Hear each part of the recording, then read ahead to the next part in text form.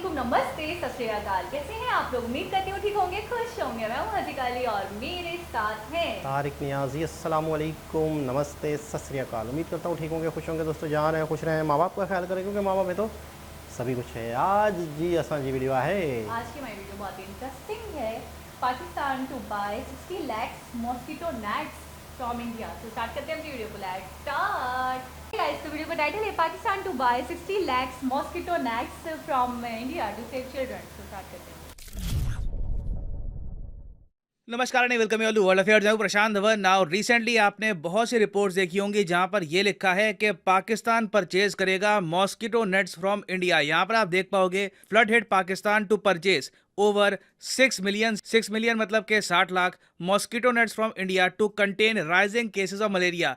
Malaria Pakistan में rapidly फैल रहा है और इसको कंट्रोल करने के लिए ये भारत से मॉस्किटो नेट परचेज करेंगे। नाउ ये जो रिपोर्ट्स हैं सबसे पहले आई थी पाकिस्तानी मीडिया से। पाकिस्तान के मीडिया ने एक्सटेंसिवली इसको कवर किया है, बाद में इंडियन मीडिया ने इन रिपोर्ट्स को फॉलो अप किया। नाउ आपके माइंड में क्वेश्चन आएगा कि मगर पाकिस्तान ऐसा कैसे कर रहा है? इन लोगों ने इंडिया के साथ ट्रेड बंद नहीं कर दिया था, तो ये लोग अचानक से इंडिया से ये सब कैसे परचेज करेंगे? डिस्कस करेंगे इस टॉपिक के बारे में, बहुत कुछ आपको जानने को मिलेगा। मगर आगे बढ़ने से पहले आपसे क्वेश्चन पूछूंगा। क्वेश्चन यहां पर यह है कि हाल ही में Indian foreign service day observe किया गया था। अगर आपको भारत के लिए डिप्लोमेट बनना है, भारत को रिप्रेजेंट करना है यूएन में, बाकी जगह, तो उसके लिए इंडियन फॉरेन सर्विसेज एक बहुत ही अच्छा रास्ता है। और रिसेंटली भारत के विदेश मंत्री डॉक्टर एस जयशंकर ने इंडियन फॉरेन सर्विस डे पर बाकी डिप्लोमेट्स को कांग्रेचुलेट भी किया है। तो यहाँ पे आपको बताना है कि इंडिया आईएफएस डे कब सेलिब्रेट करता है, अक्टूबर 8, 9, 7 या फिर 6? कमेंट सेक्शन में करिए उत्तर। सही आंसर मैं आपको दूंगा वीडियो के अंत में। नाउ पहली बात तो अभी पाकिस्तान की जो करंट सिचुएशन है ये समझ लो। पाकिस्तान में फ्लड्स की वजह से अभी तक बताया जा रहा है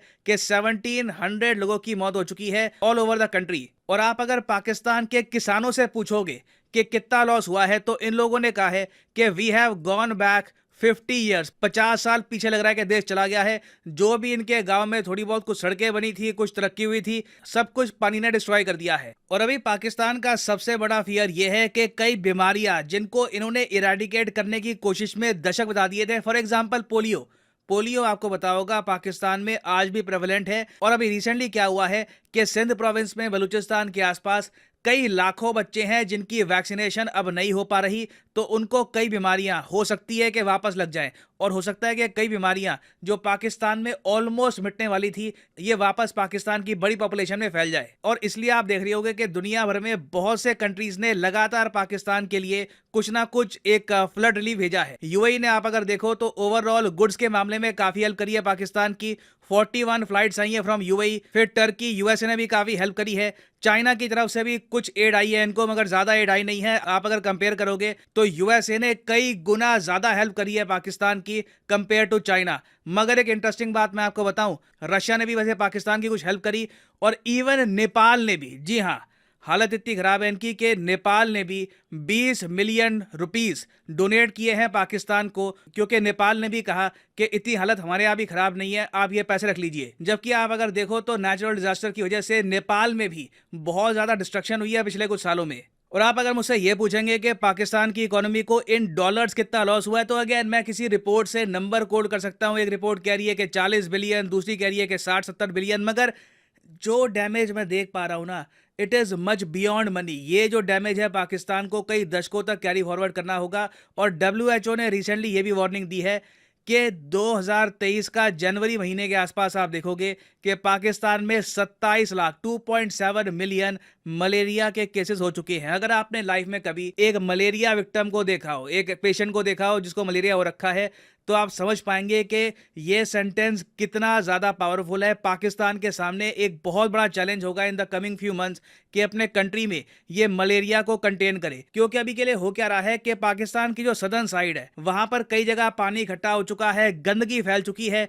जब गंदा पानी ये जगह इकट्ठा हो जाए, आप सबको पता है वहां पर मच्छर आ जाएंगे, मलेरिया रैपिडली फैलेगा। और इसलिए डब्ल्यूएचओ ने पाकिस्तान के लिए एक ग्रेड 3 इमरजेंसी करी है घोषित। बहुत रेयरली होता है कि डब्ल्यूएचओ किसी कंट्री के लिए कहे कि यहां पे हमको ग्रेड 3 इमरजेंसी घोषित करनी होगी। मगर मलेरिया आने वाले कुछ महीनों में पाकिस्तान की पॉपुलेशन को, पर्टिकुलरली मैं कहूंगा पाकिस्तान में जो बच्चे हैं, उनको इतनी बुरी तरीके से इम्पैक्ट कर सकता है कि WHO ने अपनी तरफ से ही मलेरिया से बच्चों को बचाने के लिए मॉस्किटो नेट्स परचेज करने स्टार्ट कर दिया। जी हाँ, जो इंडिया से नेट्स परचेज किए जाएंगे, चाहे यहाँ पे आर्टिकल में लिखा हो कि पाकिस्तान प्रोक्योर करेगा, तो पाकिस्तान डायरेक्टली प्रोक्योर नहीं कर रहा, ये सब काम WHO कर रहा है। नहीं तो पाकिस्तान की गवर्नमेंट में आज भी बहुत ज्यादा एरोगेंस है, ईगो है। आर्टिकल 370 के इशू को लेकर और कश्मीर के इशू को लेकर कई साल हो गए, मगर वो उसको भूलना नहीं चाह रहे। और इवन दो इनकी कंट्री को डेस्परेटली ये मॉस्किटो नेट्स की आवश्यकता है, ये सब काम इनके लिए WHO संभालेगा। क्योंकि अभी होगा क्या कि WHO पाकिस्तान, जी हाँ, WHO का एक विंग है पाकिस्तान में भी, इधर आप देख पाओगे, ये है जी WHO पाकिस्तान। ये प्रोवाइड कराएगा 60 लाख से ऊपर मॉस्किटो नेट्स पाकिस्तान के बच्चों को, ताकि वो मलेरिया से मर ना जाएं या फिर मलेरिया से बहुत ज़्यादा बीमार ना हो जाएं। और इसकी फंडिंग कहाँ से आएगी? फंडिंग क्या पाकिस्तान की गवर्नमेंट करेगा? नहीं, फंडिंग भी इनको पाकिस्तान की गवर्नमेंट नहीं कर रही। फंडिंग इनको मिलेगी द ग्लोबल फंड से। अब आप कहोगे द ग्लोबल फंड क्या है? ये देखिए, एक इंटरनेशनल फाइनेंस सिस्टम है जो प्राइमरली फोकस करता है 3 बीमारियों पर, एड्स, ट्यूबरक्लोसिस और मलेरिया। द ग्लोबल फंड के हेडक्वार्टर्स आपको मिलेंगे जेनेवा, स्विट्जरलैंड में। और आप सोच कर देखिए, पाकिस्तान की गवर्नमेंट अपनी खुद की पब्लिक के दर्द से इतनी इंडिफरेंट है। इंडिफरेंट का मतलब होता है कोई परवाह नहीं है कि क्या होता है क्या नहीं होता। सारा ये सब जो काम है, ये ग्लोबल फंड, यहाँ पे WHO, ये सब मिलके संभालेंगे। और मैं आपको ये बता दूं, कड़वी बात बोलूंगा यहाँ पे, हो सकता है कुछ लोगों को अच्छी ना लगे, ये सब जो फ्लाइट्स आई है ना गुड्स वगैरह की, ज़्यादातर इसमें खाना पीना वगैरह है। इंडिया की तरफ से जो असिस्टेंस इनडायरेक्टली पाकिस्तान को मिलेगी ना, वो एक तरफ है, ये सारी फ्लाइट्स एक तरफ है। क्योंकि मॉस्किटो नेट्स प्रोडक्शन के मामले में इंडिया एक ग्लोबल लीडर है। हम अफ्रीका के कई देशों को साल में बहुत बार ये जो मॉस्किटो नेट्स हैं ये एक्सपोर्ट करते हैं। WHO को भी कहीं भी मलेरिया से किसी कंट्री को बचाना होता है, किसी गरीब कंट्री को बचाना होता है, तो पहले उनकी प्रायोरिटी होती है कि इंडिया से परचेज करो। क्योंकि इंडिया, आप कह लीजिए, इस मामले में ऑलमोस्ट एक एक्सपर्ट कंट्री बन चुका है। और अभी इन द फ्यूचर पाकिस्तान को इनडायरेक्टली भारत की और भी हेल्प मिलेगी। और ये हेल्प ऑब्वियसली पाकिस्तान की सरकार कुछ परचेज करने नहीं वाली, ये घूम फिर के कहीं से चंदा आएगा यूरोप से, फिर WHO दवाई परचेज करेगा इंडिया से, फिर हो जाएगी पाकिस्तान में। मैं यहाँ पे बात कर रहा हूँ हाइड्रोक्सी क्लोरोक्विन की। अभी जो ये पेंडेमिक आया था उसमें आपको याद होगा, हाइड्रोक्सी क्लोरोक्विन काफ़ी न्यूज़ में थी। कुछ लोगों ने कहा काम करती है, कुछ लोगों ने कहा काम नहीं करती, मगर एक जगह 100% ये काम करती है, और वो है मलेरिया से लड़ने में। मलेरिया पेशेंट्स के लिए बहुत ज़्यादा इंपॉर्टेंट होती है हाइड्रोक्सी क्लोरोक्विन। और आप सबको पता होगा कि दुनिया में इंडिया एक लीडिंग एक्सपोर्टर है हाइड्रोक्सी क्लोरोक्विन मेडिसिन का। तो जैसे जैसे जनवरी 2023 आएगा, पाकिस्तान में जिस तरीके से गंदगी, पानी वगैरह सब ये फैल रहा है, इनके यहाँ जो मलेरिया केसेस है बढ़ेंगे। आप देखोगे बहुत सी चीज़ें इंडिया से इस तरीके से इनडायरेक्टली परचेज की जाएगी, और पाकिस्तान में लाखों जानें बचाई जाएंगी by products made in India. Even though recently Pakistan की सरकार से पूछा गया कि जी फ्लड की सिचुएशन इतनी ख़राब है हमारे यहाँ, कुछ इंडिया से परचेज करने के लिए ही कुछ अगर हम एयर ट्रैवल या फिर रेल लिंक ओपन कर ले, तो पाकिस्तान ने कहा कि कोई प्रपोजल नहीं है, इसका कुछ करेंगे ही नहीं। और लिटरली आप कह लीजिए ये टाइप की ज़ॉम्बी मेंटालिटी होती है कि घास खा लेंगे, न्यूक्लियर बम बना देंगे। एक बार को पब्लिक को जो होता है देखा जाएगा, जो मेन मोटिव है इनका वो खराब नहीं होना चाहिए। तो शेमफुल बात है, मैं कहूँगा पाकिस्तान की गवर्नमेंट के लिए, जो काम इनको खुद करना चाहिए अपने लोगों के लिए, ये काम WHO संभाल रहा है, बाहर की एजेंसी संभाल रही है। और अगर ये सब काम WHO ना करे ना, मैं आपको बता दूं, पाकिस्तान में अनफॉर्चुनेटली हो सकता है कि लाखों बच्चे मारे जाए। बट उम्मीद यहाँ पर यही है कि इनोसेंट लोगों की जान ना जाए और कैसे भी करके सिचुएशन इंप्रूव हो। अब वापस आते हैं क्वेश्चन की तरफ कि when is the annual Indian foreign service day observe. तो सही उत्तर यहाँ पे है ऑप्शन बी, अक्टूबर 9। यहाँ पर आप देख पाओगे IFS डे सेलिब्रेट किया जाता है अक्टूबर 9 को। डॉक्टर अजय शंकर खुद IFS के थ्रू ही इवेंचुअली इंडिया के लिए डिप्लोमेट बने, US में और जगह, और आज के समय भारत के विदेश मंत्रालय को भी संभाल रहे हैं। तो याद रखिएगा, IFS day celebrated on 9 October every single year. और हाँ, फाइनली आप लोगों के लिए एक बहुत ही इंपॉर्टेंट मैसेज। यूजुअली आप देखोगे अनअकैडमी के कोर्सेज पे डिस्काउंट मिलता है 10%। ये डिस्काउंट सिर्फ कुछ ही दिनों के लिए 20% कर दिया गया है। अनअकैडमी की 20% सेल हो चुकी है एक्टिव।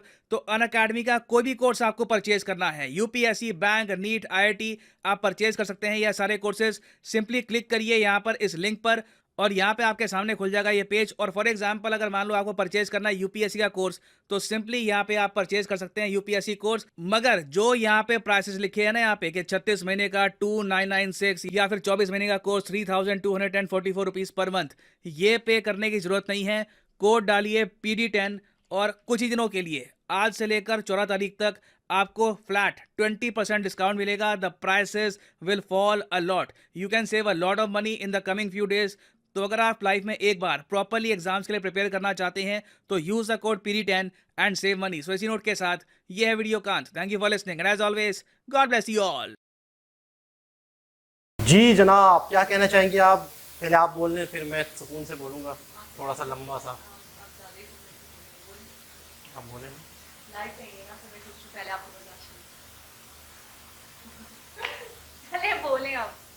अच्छा, जो भी मसले मसाइले नहीं बोले, जो भी मसले मसाइले जैसे हम यहाँ रहते हैं, हम दो चार होते हैं। अभी ड्यूरिंग द वीडियो मुझे एक बात याद आ रही थी।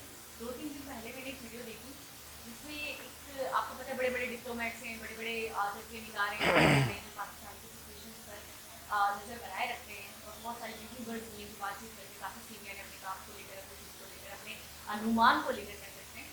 तो उनकी एक वीडियो देखी मैंने, पूरी वीडियो देखी। उसके बाद उन्होंने तमाम पाकिस्तान के मुख्य मसाइल, क्राइसिस, एनर्जी क्राइसिस, ये वो सब कुछ हर चीज़ का जिक्र करा। उसके बाद उन्होंने आखिर में एक तजज़िया निकाला, एक सेंटेंस, और उन्होंने कहा कि मुझे याद आता है, मैंने पढ़ा है कि जिन्होंने पाकिस्तान हासिल किया था एक तजुर्बेगाह के तौर पर, कि हमें एक तजुर्बेगाह चाहिए जहाँ पे हम अपनी प्रैक्टिस करें, अपनी चीज़ों को खुद समझें, खुद ट्राई करें, खुद तजुर्बा करें। तो यहाँ के लोगों ने इसी बात को सीरियस लिया और तजुर्बा कर करके पाकिस्तान का बेड़ा गर्क कर दिया। इतने तजुर्बे किए, इतने तजुर्बे किए, इतने तजुर्बे किए हैं कि अब उसको संभालना, उसकी जो भी सूरत हाल है उससे ओवरकम करना, काबू पाना, मुश्किलात पे काबू पाना नामुमकिन सा लग रहा है, नामुमकिन सा हो गया। वो काफ़ी सीनियर। तो मैं बहुत ज़्यादा डिसअपॉइंट हुई ये चीज़ को देखकर। मैंने कहा अब आप बताएं, जाहिर सी बात है ऐसे लोग जो वाकई मुलविस हैं, जो वाकई इन फील्ड से हैं और वो तक नामुमकिन वाले हालात और नामुमकिन वाले तासुरात देंगे आपको, तो आपको भी बुरा लगेगा, आपको भी अफसोस होगा कि आप कुछ नहीं हो सकता। अभी ये वीडियो देखकर मुझे मज़ीद अफसोस हुआ, मज़ीद बुरा लग रहा है, दिल से एक दर्द हो रहा है, तकलीफ हो रही है कि बच्चों तक के लिए उन्हें कोई इंतजाम नहीं, कोई सिस्टम नहीं। अगर आप मुझे बताइए WHO नहीं होना तो 24 से 25 लाख बच्चों की जाने जा सकती है। जा सकती थी।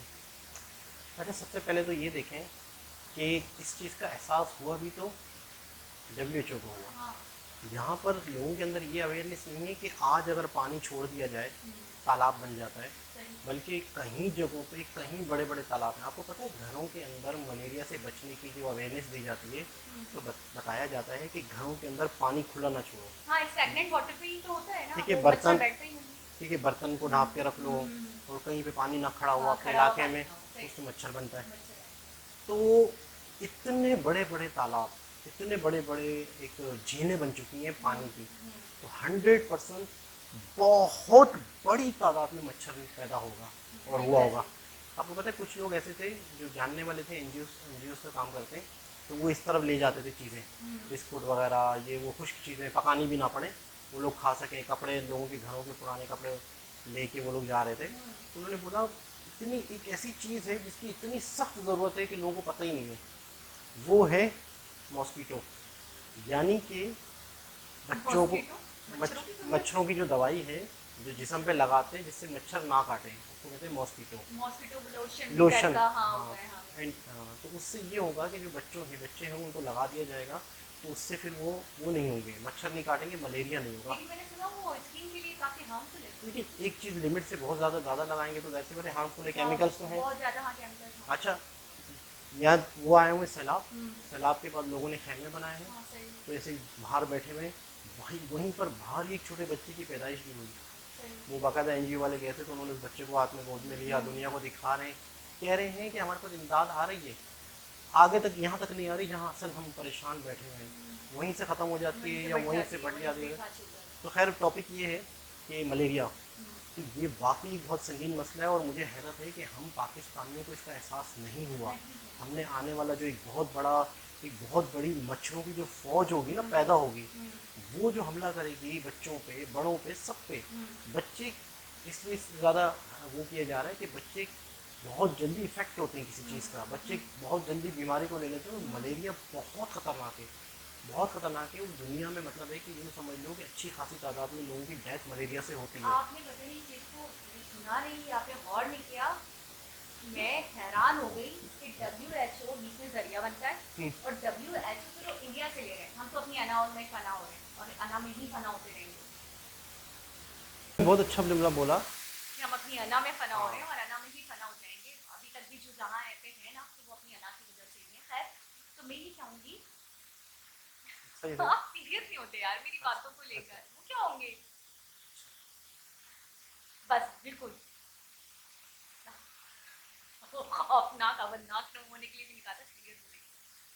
तो मैं ये सोच रही हूँ कि अभी भी जरिया बना है WHO के थ्रू सारे मामला हो रहे हैं। ये डायरेक्टली बातचीत नहीं करना चाहते, ये डायरेक्टली कोई प्रपोजल देना नहीं चाहते। इन्होंने फॉरन बोल दिया है जी नहीं, अभी हम कोई बातचीत नहीं करेंगे, इंडिया से जो भी मामला तय कर रहे हैं वो WHO कर रहा है। ठीक है जी। अरे अल्लाह के बंदे, पैसे तो उनको दे देते, वो भी ग्लोबल फंडिंग के थ्रू वो लेंगे जो भी नेट्स लेंगे। यानी आपको इतनी तौफीक भी नहीं हो रही हमारी गवर्नमेंट को, उनके अंदर इतना भी वो नहीं है, एक ज़र्फ नहीं है या एक एहसास नहीं है कि वो भी हम फंडिंग पे करवा रहे हो। बिल्कुल यार ऐसा है। आपके बच्चे, आपकी आवाम है, आपका सरमाया है, आप थोड़ा सा भी नहीं सोच रहे हो इस बारे में। अगर ग्लोबल फंडिंग नहीं होती या ऐसे मामला नहीं होते या दुनिया की ऐसी एजेंसीज नहीं होती तो हम कहाँ खड़े थे, हम तो मर जाते। बिल्कुल ऐसा ही है। और बहुत सारे मैं तो अक्सर जितनी भी मैं आज तक जो नॉलेज मुझे मिली है, तो मैं एक बहुत ही कड़वी हकीकत लोगों को अक्सर बताता हूँ कि मुझे ऐसा लगता है कि हम एक उस शख्स की तरह थे जिसने अपने हाथ से, अपनी मेहनत से, अपने बाजुओं से कुछ नहीं किया, टोटल फंडिंग पे चला। वो फंडिंग के कई ज़रिए थे, कई कई वजूहात थी, कई वे थे, कई लॉजिक थे। वो लॉजिक बदली हैं, वो लॉजिक तब्दील हुई है, कभी चाइना तो कभी इधर तो कभी उधर, कभी क्या। लेकिन मुझे ऐसा लगता है हम वो लोग थे जिसने अपने बाजुओं से, अपनी मेहनत से, अपने पसीने से कुछ नहीं कमाया, फंडिंग पे चला। अच्छा, आवाम मिसाल के तौर पे मतलब हमारे ऐसे बुरे हालात हैं कि अगर आवाम के साथ कोई मसला आता है, मलेरिया वाला मसला आता है, तो क्या जवाब है पता है इनके पास? ठीक है, सैलाब आया तो उसके नुकसानों में ये भी शामिल है, मतलब हम क्या कर सकते हैं, तो कुदरती आफत है। पानी ठहरेगा तो मच्छर होंगे। बिलावल ने साफ नहीं किया, बिलावल का IQ देखें, साफ कह दिया था कि पानी, बारिश आएगी तो पानी आएगा। जब कम बारिश आती है तो कम पानी आता है, जब ज्यादा बारिश आती तो है ये तो ज़्यादा पानी है तो बारिश ज़्यादा है, ये हमारा कसूर। इतनी बड़ी नॉलेज लेके गया है वो इंसान, आपको वो शुक्रगुजार कह होना रहे चाहिए हैं उसका। वो कह रहे हैं कि भाई ये पानी है तो ये आएगा क्योंकि बारिश है।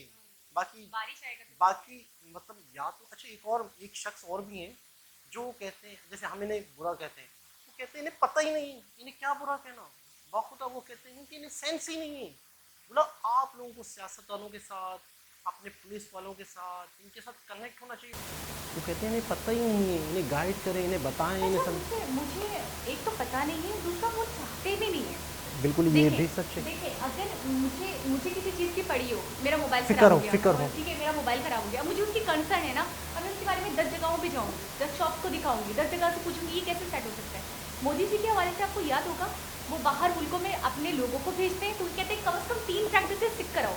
और वो ये नहीं कहते कि फला मशहूर जगह है तो ज़रा जाओ मैं घूम कर आ जाऊँ, नहीं, वो ये कहते हैं वो रेलवे बड़ा अच्छा बना है, वो ब्रिज बड़ा अच्छा बना है, ज़रा मुझे दिखाओ तो एक नज़र कैसे बना है, हम भी अपने इंडिया में बनाएंगे। तो यार मैं ये नहीं कह रही, ये कुएं के मेंढक थोड़ी, ये भी तो घूमते हैं, ये भी तो जाते हैं दूसरे मुल्कों में। ये क्या, इनकी सोच क्या है?